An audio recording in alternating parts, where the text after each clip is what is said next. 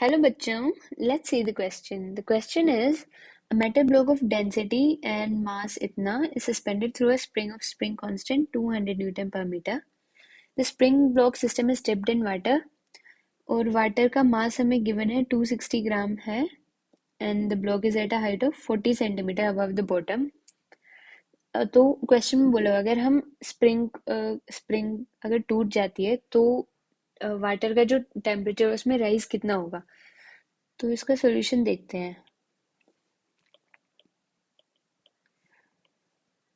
Let's say ये water का reservoir है, यहाँ पे स्प्रिंग से ये क्यूब अटैच्ड है, ये मेटल का ये ब्लॉक अटैच्ड है और ये हाइट 40 सेंटीमीटर हमें गिवन है।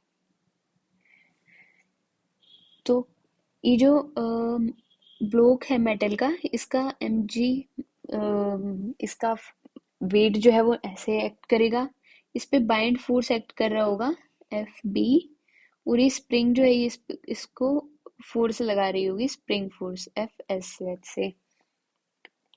तो हम पहले ये जो मेटल ब्लॉक है इसका ये फोर्सेस निकाल लेते हैं, इसके कितने कितने लग रहे हैं। तो F S plus F B जो है वो एम जी के इक्वल होना चाहिए। स्प्रिंग क्या कितना फोर्स लगाती है, k into x, x is elongation, k spring constant, plus bind force कितना है वी रो जी, वी क्या है वॉल्यूम डिस्प्लेस्ड, वॉल्यूम डिस्प्लेस्ड कितनी होगी जितनी इसकी खुद की वॉल्यूम है। इसकी वॉल्यूम कैसे निकालेंगे हम, इसकी वॉल्यूम हो जाएगी इसका मास अपॉन इसकी डेंसिटी। मास हमें गिवन है इसका 1.2 kg और इसकी डेंसिटी हमें गिवन है 6000। ओके, तो यहाँ से इसकी वॉल्यूम हमारे पास आ जाएगी 2 × 10⁻⁻⁴, 2 × 10⁻⁻⁴ मीटर क्यूब वॉल्यूम आ गई है।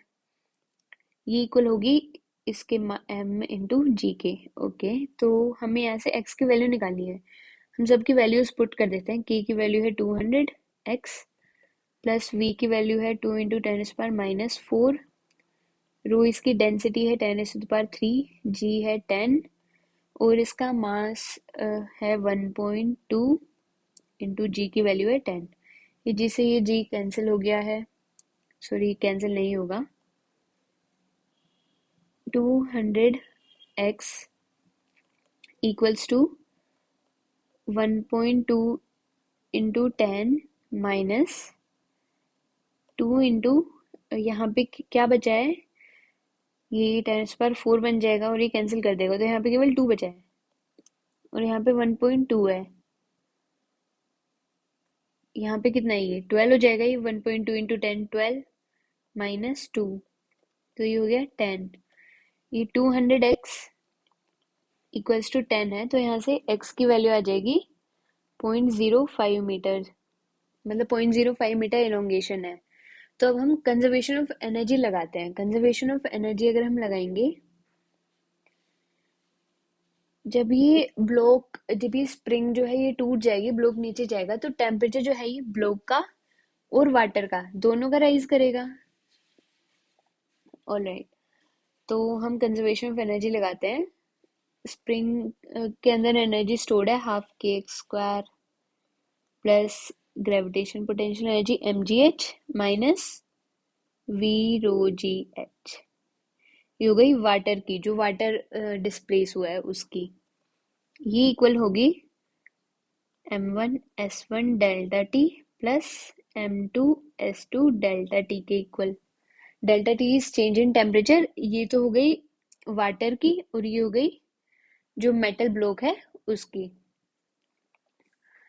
तो अब हम इन सब में इनकी वैल्यूज पुट कर देते हैं। हाफ इंटू 200 इंटू एक्स का स्क्वायर 0.05 का स्क्वायर प्लस मास उसका है 1.2 इंटू 10 इंटू हाइट उसकी 40/100 minus v rho g. Volume कितनी है, वॉल्यूम हमने कैलकुलेट की थी 2 × 10⁻⁻⁴ इंटू रो कितनी है, वाटर की रो लेनी है हमें 1000 है, जी की वैल्यू 10 है और हाइट है 40/100। ये इक्वल होगा m1 कितना है। m1 हम पहले ये वाटर के लिए देख लेते हैं, ठीक है। तो वाटर का मास 260 ग्राम गिवन है अपॉन 260/1000। ये 1000 क्या हो गया इसका, केजी में कन्वर्ट किया हमने। और वाटर की specific heat capacity 4200 into delta T change in temperature plus जो आयरन ब्लॉक है वो 1.2 इंटू 10 इंटू 40/100। तो ये कैलकुलेट कर लेंगे तो यहाँ से हमें डेल्टा टी जो है उसकी वैल्यू आ जाएगी, डेल्टा टी की वैल्यू आ जाएगी 3 × 10⁻³ ओके। तो इसमें हमने क्या किया, की कंसेप्ट क्या था, कंजर्वेशन ऑफ एनर्जी। हमने एनर्जी की कंजर्वेशन लगा दी। ये हाफ के एक्स स्क्वायर ये हो गई स्प्रिंग में जो एनर्जी स्टोर्ड है वो, mgh ये जो ब्लॉक है इसकी पोटेंशियल एनर्जी, ये -V0gh ये वाटर का है। ये जो मास है वाटर का, ये सारा का सारा 260 ग्राम जो हमें गिवन है।